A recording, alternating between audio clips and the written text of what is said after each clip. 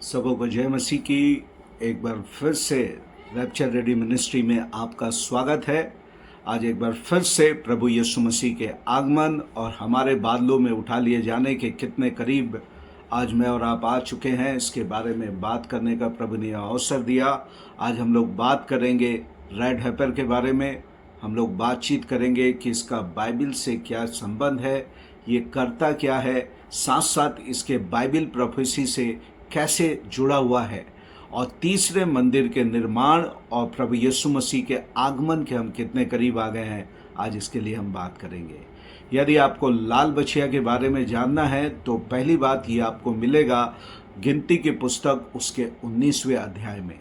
यहाँ पर मैं इसके बारे में थोड़े से संक्षिप्त में आपको समराइज करके बताऊं कि लाल बछिया का उपयोग लोगों के शुद्धिकरण के लिए किया जाता था। यदि आप इब्रानियों की पत्री उसके 9वें अध्याय उसकी 13 आयत को पढ़ेंगे, इब्रानियों की पत्री उसके 9वें अध्याय उसकी 13 आयत को, हिब्रू चैप्टर 9 वर्स 13 को पढ़ेंगे तो वहाँ पर आप पाएंगे कि जब राख लोगों की शुद्धि के लिए इस्तेमाल किया जाता है तो प्रभु यीशु मसीह का लहू हमारे पापों को क्यों कर शुद्ध नहीं किया जाएगा। तो होता क्या था, जब कभी कोई व्यक्ति किसी मरे हुए जानवर या व्यक्ति के संपर्क में आता था तो वो मंदिर के आराधना में भाग लेने के लिए, मंदिर की विधि में भाग लेने के लिए अयोग्य या डिस्क्वालिफाइड होता था। तब परमेश्वर ने इस लाल बछिया का प्रकाशन या राख के द्वारा शुद्धिकरण के बारे में मूसा से बातचीत किया। होता यह था कि परमेश्वर ने मूसा से कहा कि ऐसे लोग जो किसी तरीके से अशुद्ध होकर मंदिर की विधि में भाग नहीं ले सकते, उनके लिए मैं तुम्हारे लिए एक रेड हेपर का प्रबंध करूंगा और उसको तुम होम बलि करके उसको जलाने के बाद उसकी राख में, उसके राख को एक शुद्ध जल के साथ मिलाकर अशुद्ध व्यक्ति के ऊपर छिड़कने से वो फिर से शुद्ध होकर मंदिर की विधि में भाग ले सकेगा। और बिना पवित्र हुए कोई भी व्यक्ति परमेश्वर के मंदिर की विधि में भाग नहीं ले सकता था।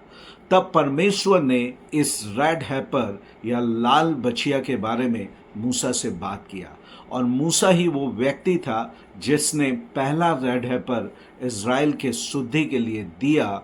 और उसके बाद से लेकर 70 एडी तक, जब दूसरा मंदिर खड़ा हुआ था, उसके गिरने के पहले 9 लाल बछिया का विवरण यहूदियों के ग्रंथों में दिया गया है, और अब तक केवल 9 रेड हेपर या लाल बछिया हुए हैं जो लोगों के, पूरे यहूदियों के शुद्धिकरण के लिए प्रयोग किए गए।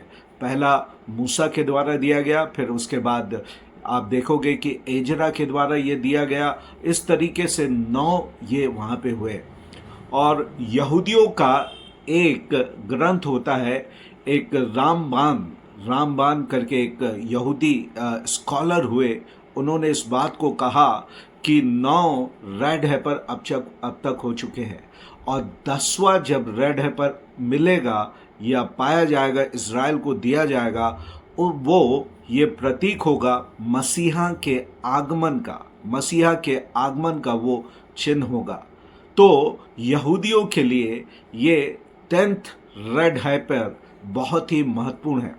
और यदि आप देखें तो 70 एडी से लेकर अभी तक, अब जो है इसके पहले तक 2021 तक कोई रेड हेपर, क्वालिफाइड रेड हेपर नहीं मिला। क्वालिफाइड करने का मतलब होता है इसकी कुछ क्वालिफिकेशंस होते हैं, जैसे कि इसकी कुछ खास बातें, जो बलि के लिए जब ये लाया जाता है तो क्या क्या बातें होना चाहिए, उसके बारे में कुछ बातें बताऊं तो गिनती की पुस्तक 19वें अध्याय के 2 आयत में लिखता है कि व्यवस्था की जिस विधि की आज्ञा यहोवा देता वह यह है कि तू इज़राइलियों से कहे कि मेरे पास एक लाल निर्दोष बछिया ले आओ, जिसमें कोई भी दोष ना हो, जिस पर कभी जुआ कभी ना रखा गया हो। तो यहाँ पे 3 बातें मुख्यतः लिखी गई है। दो और मैं इसमें ऐड करके बताऊंगा जो यहूदियों ग्रंथ में लिखी गई। पहली बात, ये रेड हेपर होना चाहिए। रेड हेपर का मतलब होता है 100% लाल कलर के बाल इसके होने चाहिए। अगर सारी सारी बछिया लाल है और नाक का एक बाल भी सफ़ेद या काला हो जाए तो वो डिस्क्वालीफाइड होगा। इसका मतलब है 100% रेड होना चाहिए। नंबर 2 जो इसके बारे में लिखा गया है कि ये निर्दोष होना चाहिए। निर्दोष होना चाहिए। इसका निर्दोष होने का मतलब है इसका कोई उपयोग नहीं किया गया है, इसका इस्तेमाल किसी कार्य के लिए, माल ढोने के लिए या कार्य के लिए नहीं किया गया है। और नंबर 3 लिखता है कि इसमें कोई भी दोष अर्थात इसमें कोई चोट नहीं लगी होनी चाहिए, कोई स्क्रैचेस या मार्क इसमें नहीं लगा होना चाहिए। चौथी बात जो इसके बारे में लिखा गया है, इस रेड हैपर का क्रॉस नहीं किया गया है। किसी बुल के साथ या बैल के साथ इसका क्रॉस नहीं कराया गया हो। और आखिरी और अंतिम जो मुख्य बात है, इसका उपयोग तीसरे वर्ष में बलिदान के लिए किया जाता है। जब रेड हैपर 3 साल का होगा तब वो बलि के लिए इस्तेमाल किया जाएगा। 3 साल कहने का मतलब है कि 2 साल 1 दिन मीन्स 3 साल। जब ये 2 साल के बाद 1 दिन में प्रवेश करेगा, इसका मतलब C is qualified for the sacrifice, वो बलिदान के लिए तैयार है। और 4 साल का ना हो अर्थात तीसरे वर्ष में ही इसको बलि के लिए चढ़ाया जाता है। तो ये इसका क्वालिफिकेशन है। इसके पहले 1998 में लाल बछिया मिली, पर थोड़े समय के बाद जब ये बलि के 2 साल के उम्र में आई, तीसरे साल में जब ये प्रवेश करी तो इसके कुछ बाल वहाँ पे सफ़ेद और काले हो गए। उसी प्रकार से 2002 और अंतिम बार 2018 में ये मिले जो डिस्क्वालीफाइड हो गए, जिसके 1 या 2 बाल सफ़ेद दिखाई दिए, जिसके कारण से ये डिस्क्वालीफाइड हो गए। पर अब हमारे युग में लाल बछिया इज़राइल और यहूदियों के पास है। ये इस तरीके से है कि 15 सितंबर 2022 के, अगर आप लोग न्यूज़ देखते हैं तो 15 सितंबर 2022 के 5 रेड हैपर टेक्सास यूएस से आपको तेल अवीव में इज़राइल में ट्रांसफ़र होते हुए दिखाई दिए। ये टेक्सास में मिले, जो यहूदियों के खोजबीन और जांच पड़ताल के बाद पाया गया कि ये पूरी तरीके से इसके बाल लाल है और ये बलिदान के लिए योग्य हैं। तब इसको 15 सितंबर 2022 के इज़राइल में ट्रांसपोर्ट किया गया। और उसके बाद मैं ये आपको बता दूं आज इसकी उम्र क्या है।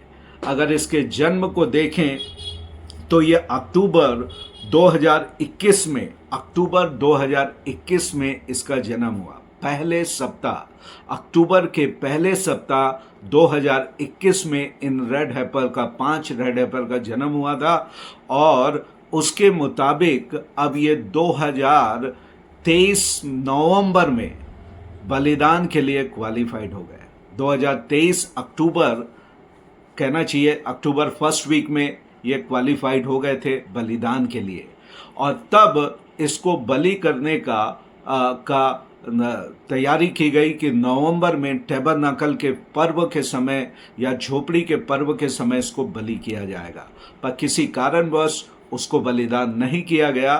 तब इन्होंने निर्णय किया कि अब ये रेड हैपर पासओवर 2024 जो अभी 22 अप्रैल से 30 अप्रैल, अभी 2-3 दिन पहले से ये स्टार्ट हुआ। 22 अप्रैल 2024 से 30 अप्रैल 2024 के पास ओवर चल रहा है। तो यहूदी रबियों ने इस बात का निर्णय लिया कि पास ओवर से पेंटिकोस के बीच में इसको सैक्रिफाइस किया जाएगा। पेंटिकोस का पर्व यहूदी कैलेंडर के अनुसार 19 मई के ये पेंटिकोस का पर्व होना है। इस बीच में 14 मई के इज़राइल अपने जन्मदिन को मनाने के लिए जा रहा है। 14 में इसराइल का 1948 इसराइलियों का जन्मदिन होता है। तो मेरे प्रियो, लाल बछिया का बलिदान अब करीब आ चुका है। इसका कंफर्मेशन ये हुआ कि 7 अक्टूबर के जो अलेक्सा फ्लड के नाम से इज़राइल के ऊपर एक हॉरिफिक आक्रमण हुआ गांजा पट्टी के द्वारा, उसमें एक जो लीडर होता था कि अबू ओबायदा जो है, एक कसाम ब्रिगेड, अबू ओबायदा कसाम ब्रिगेड का जनरल होता है। उसने कुछ दिन पहले एक इंटरव्यू में कहा कि 7 अक्टूबर के जो अलास्का फ्लड के नाम से जो इज़राइल के ऊपर आक्रमण किया गया, उसका मकसद ही ये था कि लाल बछिया इज़राइल को मिलना ये एक प्रमाण है कि इज़राइल अपने तीसरे मंदिर का निर्माण करने के लिए जा रहा है, इसलिए ये आक्रमण वहाँ पे किया गया। इसका कनेक्शन ये है प्रियो कि आज इज़राइल के पास अपना देश है, अपना कैपिटल यरूशलेम है, पर तीसरी जो सबसे मुख्य चीज़ है वो मंदिर नहीं है। अगर आप बाइबल प्रोफेसी को देखें तो दानियल नबी की पुस्तक 9 अध्याय 27 आयत में लिखता है, वो 1 सप्ताह के लिए एंटी क्राइस्ट इज़राइल के साथ वाचा बांधेगा और अन्न बलि और मेल बलि को आरंभ कराकर सप्ताह के मध्य में वो उसको बंद कराएगा।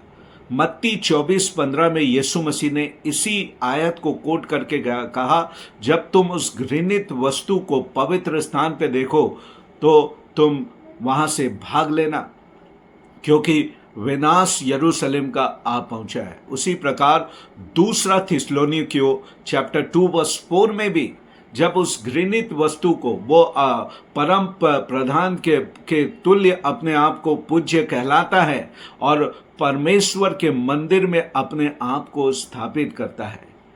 और उसके बाद फाइनल आयत है प्रकाशित वाक्य की पुस्तक, उसके 11 अध्याय 1 से 3 आयत में यूहन्ना को यह दर्शन दिया गया तीसरे मंदिर के बारे में। मेरे प्रियो, आज इज़राइल के पास सैनहेड्रिन है, पैसा है, मंदिर के सारे पात्र, सारे इंस्ट्रूमेंट वहाँ पे तैयार कर लिए गए हैं। अभी तक ये रुका इसलिए था क्योंकि ये लोग अपवित्र थे। ये किसी तरीके से जानवर के, इंसान के डेड बॉडी से ये कनेक्ट होकर अपने आप को अपवित्र पाते हैं, और कोई भी अपवित्र व्यक्ति कभी भी पवित्र मंदिर में जाकर भाग नहीं ले सकता। इसलिए रेड हैपर का ये इंतजार कर रहे थे, जो कि 22 सितंबर 2023 के इज़राइल में 22 सितंबर 2023 में 15 सितंबर 2022 में ये 5 रेड हैपर पहुँचे। और सबसे बड़ी बात मैं आपको बताऊं कि 5 में से 4 अभी भी पूर्णतः रेड है और क्वालिफाइड है बलिदान होने के लिए। इसका मतलब है अगर ये रेड हैपर सैक्रिफाइस होता है तो तीसरे मंदिर का निर्माण अति करीब आ चुका है। मेरे भविष्यवाणी के ज्ञान के अनुसार रैप्चर के बाद तीसरा मंदिर खड़ा होगा। अगर रैप्चर के बाद तीसरा मंदिर खड़ा होगा, इसका मतलब है मैं और आप रैप्चर के अति करीब आ चुके हैं। मेरे प्रियो, प्रभु यीशु मसीह का आगमन अब अति निकट है।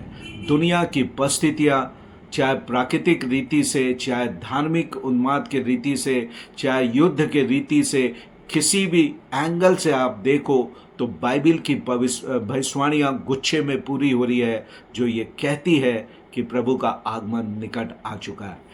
यद्यपि ये पूर्णतः सत्य है कि रेड हैपर का मसीहों से कोई लेना देना नहीं है। हमारा रेड हैपर प्रभु यीशु मसीह छावनी के बाहर, जहाँ पे रेड हैपर सैक्रिफाइस होता है, हमारा प्रभु यीशु मसीह एक बार बलिदान होकर हमारे पापों से हमको निजात दे दिया है। रेड हैपर मसीहों के लिए नहीं, परंतु इज़राइलियों के लिए चिन्ह है, तीसरे मंदिर के निर्माण के लिए ये चिन्ह है। आप इसको खारिज करने के बजाय अपने आप को प्रभु के आगमन की तैयारी के रूप में देखें, क्योंकि अब प्रभु अपनी दुल्हन को लेने के लिए निकट आ चुका है, जल्दी आ रहा है। अब समय बहुत कम है, पश्चाताप करें, प्रभु को अपना जीवन दे और नींद की गफलत में ना रहे, जैसे दूसरा पत्र 3 अध्याय में किया है कि जब लोग अंतिम दिनों में हंसी टट्टा करने वाले लोग आएंगे और कहेंगे उसके आने की प्रतिज्ञा कहाँ गई। मेरे प्रियो, नहीं, प्रभु अपने वायदे के अनुसार जल्द आ रहा है। अपने आप को तैयार करें कि प्रभु के साथ आप बादलों में उठा लिए जाए। प्रभु इस वीडियो के द्वारा, इस संदेश के द्वारा आप सबको आशीष दे और तैयार करें कि आप प्रभु के आगमन के लिए अपने आप को तैयार पाएं। God bless you.